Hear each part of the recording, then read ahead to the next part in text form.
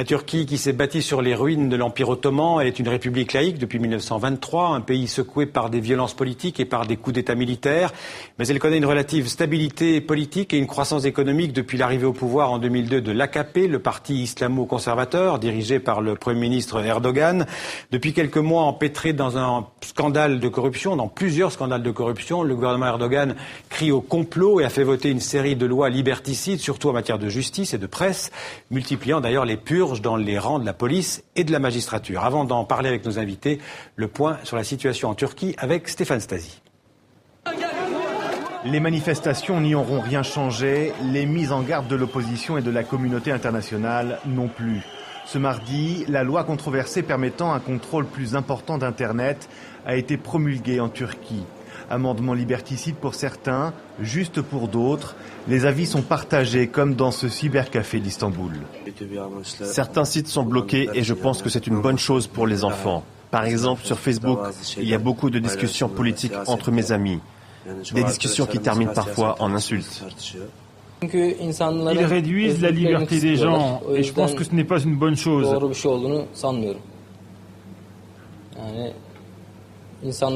On restreint la pensée des gens et la liberté d'Internet. C'est injuste. Un argument que Recep Tayyip Erdogan, le Premier ministre turc, a toujours démenti. D'aucune façon, cette loi n'ouvre la voie à garder des données concernant la vie privée des gens.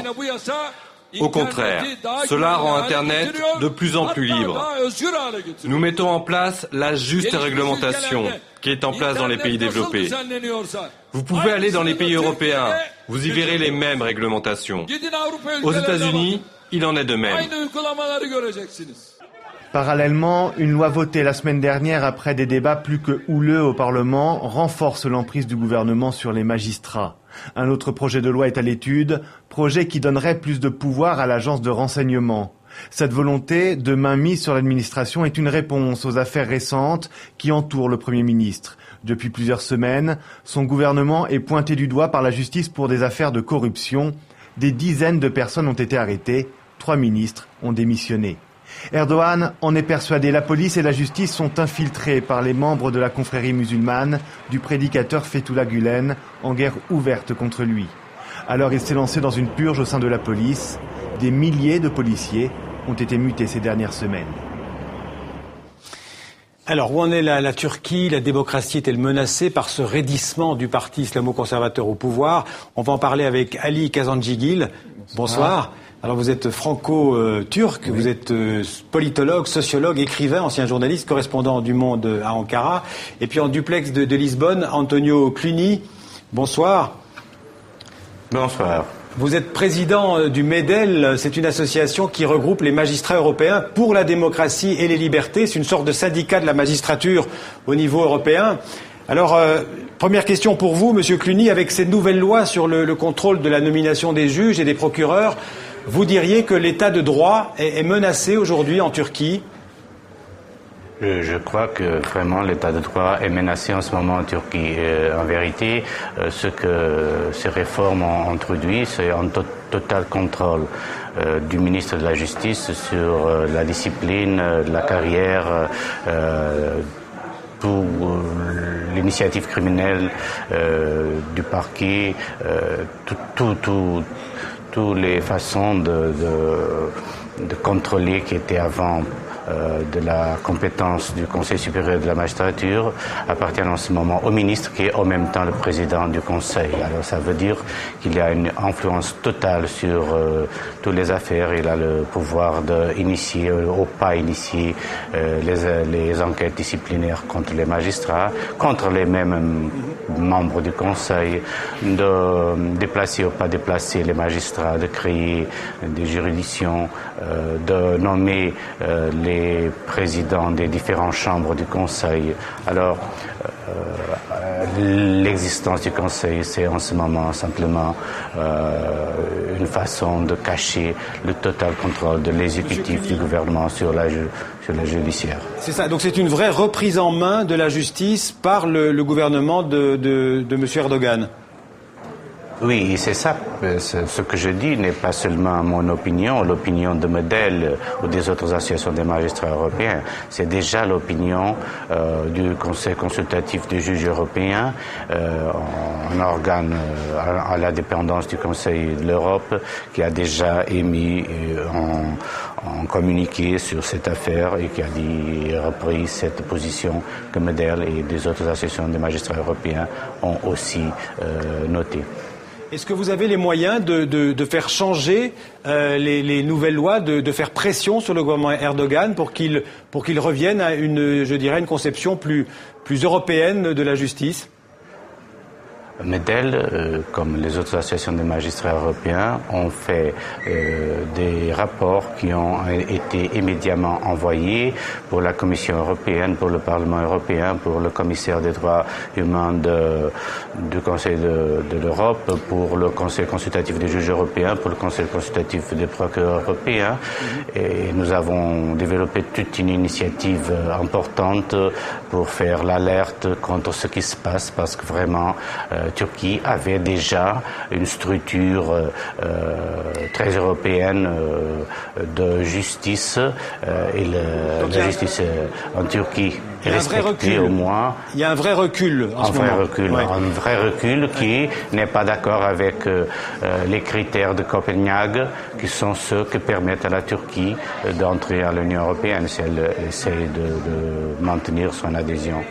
Merci Monsieur Cluny d'avoir été en direct avec nous depuis Lisbonne. Merci beaucoup. On va en revenir à vous, Ali Kazanjigil, concernant donc la situation en Turquie. Il y a chez Erdogan, on l'a bien vu dans le sujet que nous venons de voir, cette idée du complot contre lui.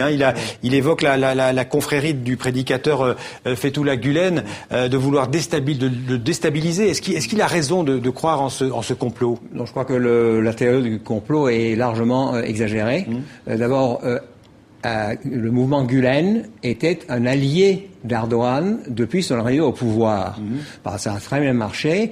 Et tous ces procès qui ont été faits contre les militaires, qui étaient en grande partie, disons, des procès entachés quand même d'irrégularités, mais Erdogan était très content. Oui, parce que le but était d'éliminer les militaires. En même temps, il faut rappeler qu'Erdogan a voulu remettre l'armée à sa place, on peut dire, parce que l'armée avait une importance énorme. Absolument. Et d'ailleurs, c'est une très bonne chose.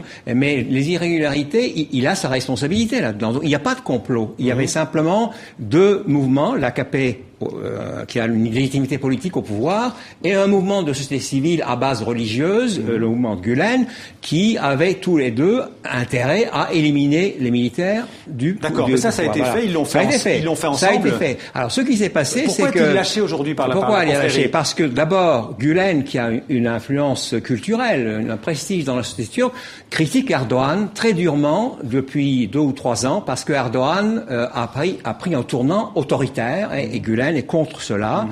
Et donc, Erdogan est très inquiet pour la série d'élections qui arrivent. En mars, les élections locales, en juillet présidentielles et en 2015 législatives. Ouais. Et les scores dans les sondages, les scores de l'AKP baissent. Ouais. Ils étaient à 50%, ils en sont à 35-40% maintenant. Donc il est très inquiet. Alors, ça reste quand même une force importante. Voilà, 35-40%. Bien sûr, bien sûr. Mais alors il lance cette idée de complot pour tout simplement un petit peu masquer les cas de corruption dans son entourage qui sont avérés. Les corruptions sont avérées. Voilà. Et la raison pour laquelle il a mis, disons, le grappin sur la justice, il a totalement éliminé l'indépendance de la justice, alors qu'il avait pris des mesures pour avancer dans cette direction, c'est pour arrêter les procès concernant les cas de corruption qui concernent y compris sa famille, son entourage. Oui, c'est son fils. On a cité son fils. Voilà. Voilà. Alors, je vois que M. Cluny est encore avec nous depuis Lisbonne. Cependant, on peut dire que l'AKP avait, ces dernières années, modernisé le pays et aussi en matière de justice. Et j'imagine qu'à ce moment-là, c'était sous la pression de l'Union européenne. Oui, je peux dire que du point de vue matériel, j'ai vu de très bons succès de la justice turque, mais cela, sans l'indépendance nécessaire, ne sert à rien. Ce que je peux dire en ce moment, c'est que cette justice est totalement manipulée, ou peut-être totalement manipulée, et toute cette histoire qui se passe avec ce coup, avec cette influence du groupe de religieux, c'est curieux parce que maintenant le Premier ministre Erdogan vient de dire qu'il existe un complot au-dedans de la justice, mais vraiment ils étaient des alliés jusqu'à quelques années. Et comme j'ai entendu dans une conférence organisée à Istanbul il y a 15 jours, c'est drôle que seulement en ce moment, quand ces deux alliés se sont fâchés, ce complot a été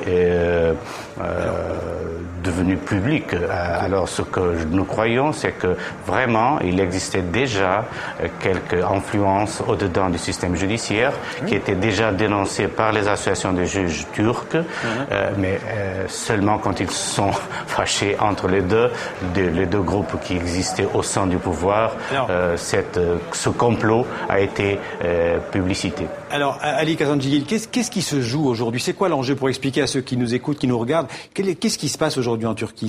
C'est l'enjeu entre une Turquie proche de l'Union européenne, une Turquie qui pourrait redevenir autoritaire. Qu'est-ce qui se joue là? C'est que l'enjeu, c'est l'enjeu du pouvoir, bien sûr, les élections qui arrivent, mais aussi le dérapage d'Erdogan, qui a fait faire des progrès à la démocratie turque et qui est devenu autoritaire. On l'a montré en exemple, cette Turquie, ce trait d'union entre l'Est et l'Ouest, entre l'Europe et l'Orient. Et il est devenu très autoritaire depuis 2011, depuis la 3e victoire aux élections de son parti, et Gülen, qui est donc le dirigeant, enfin le chef de cette confrérie, de ce mouvement de société civile à base religieuse, encore une fois, était son allié et est devenu son adversaire sur la question de la démocratie, justement, de la régression de la démocratie. Dernière question, est-ce que l'AKP peut résister en fait sans Erdogan? Est-ce qu'il y a une alternative à l'intérieur de l'AKP? Il y avait, les gens espéraient que le président Gül serait une alternative. Mais là, il vient de signer toutes les lois liberticides. Gül ne contrôle pas le parti, et pour assurer sans doute son avenir politique, il a signé récemment, il y a 2 jours, une loi liberticide sur l'Internet, ce qui est d'ailleurs dérisoire, parce qu'on ne peut pas arrêter l'Internet. Les internautes turcs vont continuer. Mais enfin, Gül a perdu de son prestige, et or, beaucoup de démocrates en Turquie avaient des espoirs sur lui. Merci beaucoup Ali Kazanjagil, et merci aussi à Antonio Cluny, qui était avec nous depuis Lisbonne. Merci de nous avoir expliqué tout ce qui se passe là pour l'instant en Turquie. Merci beaucoup.